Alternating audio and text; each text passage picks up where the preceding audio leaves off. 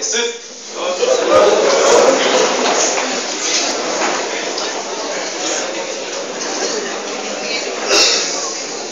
good evening.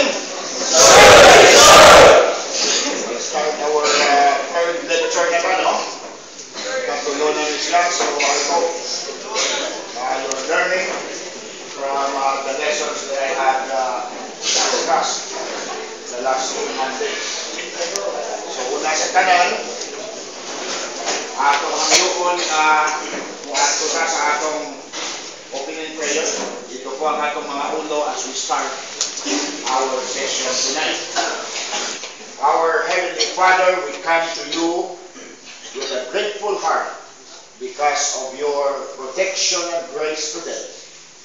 Thank you, Lord, for giving us the good health as well as the capacity to be able to attend to this subject tonight, the moral and integrated transformation program. Madili man lang namo na-digest ang imong mga mensahe. Tabangi ang matag usab na maging objective sa ilang pagtanaw o pagpaminaw.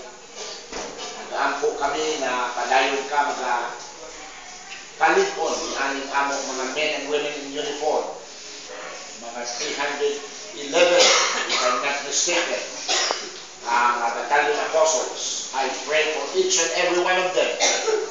Give them the strength that they need, especially during the day of their training, na makalampo sila ug mahuman nila ang requirement din sa RTS or RTC at finally mahimo na silang mga legitimate police officers. In Jesus' name, amen.